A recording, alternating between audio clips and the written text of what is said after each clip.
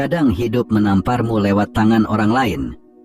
Bukan karena kamu lemah, tapi karena semesta ingin tahu seberapa keras kamu bisa berdiri setelah ditikam. Sakit hati bukan hal yang aneh. Tapi kalau kamu membiarkan luka itu menjamur jadi dendam tanpa arah, kamu cuma buang energi. Kamu akan kalah 2 kali. Pertama saat dilukai, kedua saat jadi bodoh karena terlalu sibuk menuntut balas. Tapi begini, kadang orang yang menyakitimu tak pantas mendapatkan balasan langsung. Mereka pantas digempur dari dalam dengan cara yang membuat mereka bertanya-tanya, kenapa dia tidak hancur? Kenapa justru aku yang mulai pecah? Dan itu hanya bisa terjadi kalau kamu memainkan permainan yang lebih dalam, lebih diam, tapi jauh lebih mematikan. Ini bukan tentang jadi jahat.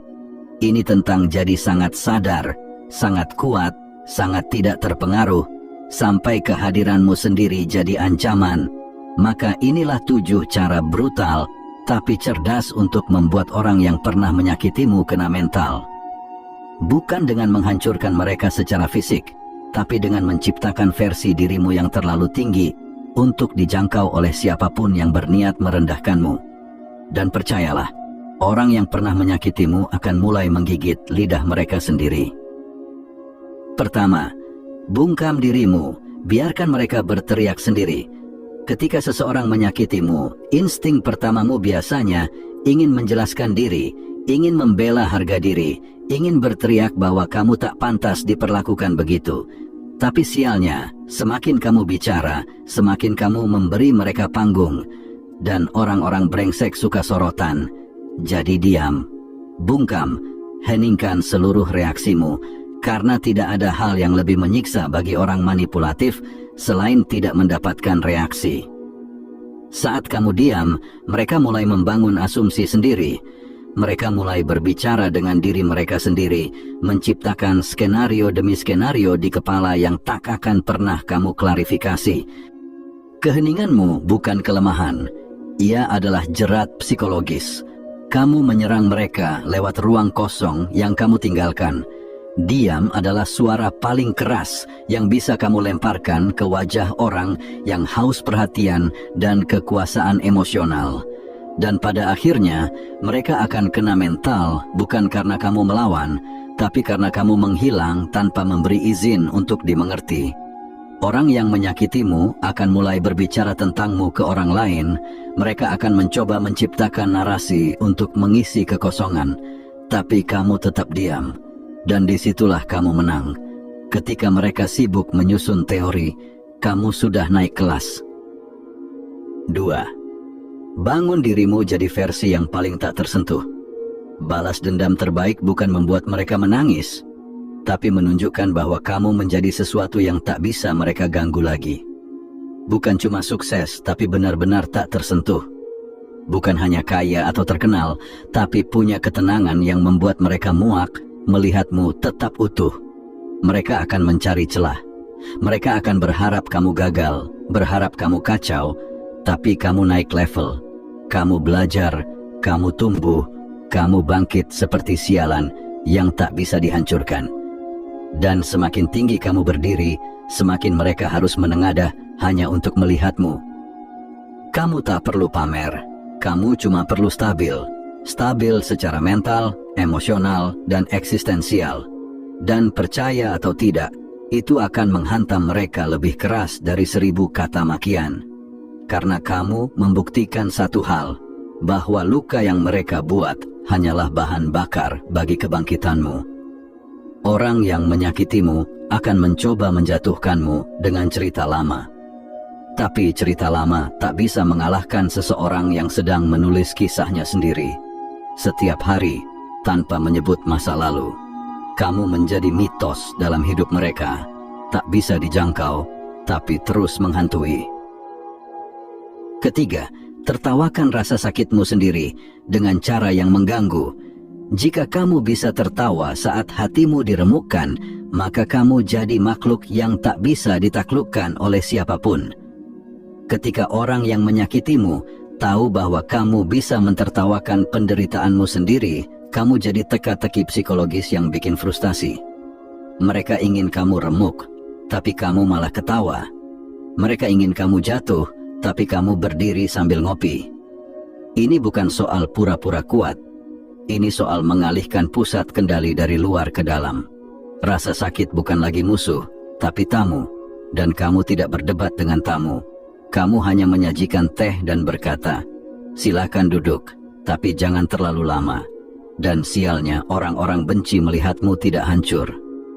Saat kamu mengolok-olok lukamu sendiri, kamu mengubahnya jadi senjata.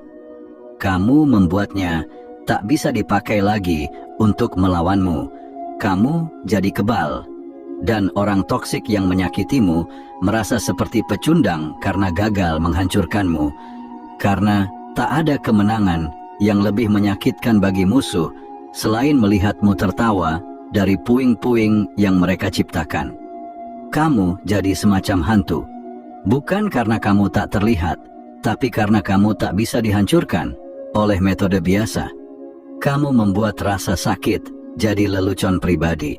Dan orang yang menyakitimu, mereka hanya jadi bagian punchline. Keempat, bongkar topeng mereka secara elegan, tanpa bicara. Setiap orang yang menyakitimu biasanya menyembunyikan sesuatu. Mereka menyembunyikan topeng moral, reputasi sosial, atau citra baik yang mereka bangun di depan publik. Dan jika kamu tahu sisi gelap mereka, itu keuntunganmu. Tapi jangan terburu-buru meledakannya. Cara terbaik menghancurkan topeng adalah dengan tidak menyentuhnya sama sekali. Biarkan mereka memakainya terlalu lama. Karena semua topeng akan gatal jika dikenakan terus-menerus. Lambat laun, mereka akan goyah. Dan publik akan mulai mencium bau busuk dari balik senyum mereka.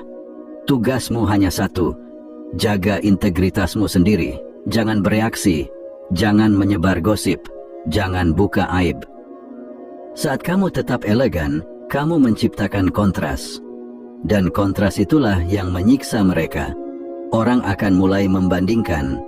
Mereka akan melihat siapa yang stabil dan siapa yang kepanasan. Dan ketika mereka mulai membuka diri sendiri karena tekanan batin, kamu hanya perlu satu hal, menjadi saksi diam yang menyimpan rahasia dengan dingin. Pada akhirnya, yang menghancurkan mereka bukan mulutmu, tapi beban dari topeng mereka sendiri, dan itu jauh lebih kejam, karena kamu tidak pernah menyentuh mereka, tapi mereka tetap jatuh. 5. Jangan pernah membalas, tapi pastikan mereka tahu kamu tahu. Kamu tidak perlu membalas, tapi kamu juga tidak perlu berpura-pura bodoh. Salah satu pukulan paling sadis adalah memperlihatkan bahwa kamu tahu semuanya, tanpa harus mengatakan sepatah kata pun. Kamu tidak menuduh, tidak menyindir, tidak menjerit, tapi tatapanmu berubah. Sikapmu dingin, jarakmu presisi, keberadaanmu jadi sunyi yang menyiksa. Orang yang menyakitimu ingin dua hal, kekuasaan dan impunitas. Mereka ingin melukai tanpa konsekuensi. Tapi ketika kamu tahu dan tidak bereaksi, kamu menghancurkan keduanya. Kamu menghilangkan ilusi dominasi. Kamu menjadi pantulan cermin yang tak bisa dibohongi. Dan yang paling menyakitkan bagi orang manipulatif adalah sadar bahwa kamu melihatnya terekspos tanpa kamu menjamah. Balas dendam adalah bentuk kelemahan tersembunyi, karena dalam setiap pembalasan ada pengakuan bahwa mereka masih punya ruang di dalam dirimu. Tapi ketika kamu tidak membalas, hanya mengamati dan terus hidup lebih baik, kamu mencabut hak mereka untuk eksis dalam sistem emosimu. Dan itu memukul mental lebih keras daripada semua bentuk perlawanan. Kamu jadi teka-teki. Mereka tahu kamu tahu, tapi kamu tidak mengungkapkannya. Dan itu akan menggerogoti kepala mereka setiap malam. Mereka akan bertanya, apa yang dia pikirkan? Apa dia akan bicara? Apa dia akan membongkar semuanya? Dan pertanyaan-pertanyaan itu akan menyiksa mereka lebih dalam daripada kebenaran itu sendiri. Keenam, tunjukkan bahwa kamu tak lagi punya titik lemah. Manusia menyakiti manusia lain karena mereka melihat celah. Mereka mencium luka, mengenali titik rapuh, dan menyerang dari sana. Jadi kalau kamu ingin benar-benar menghantam balik, tutup semua celah itu. Jadilah seseorang yang tidak punya tombol yang bisa ditekan. Seseorang yang dingin, bukan karena mati rasa, tapi karena sudah selesai dengan rasa sakit. Ketika kamu terlihat tak punya titik lemah, kamu menumbuhkan ketakutan. Bukan dalam bentuk ancaman langsung, tapi dalam bentuk misteri. Apa yang akan dia lakukan?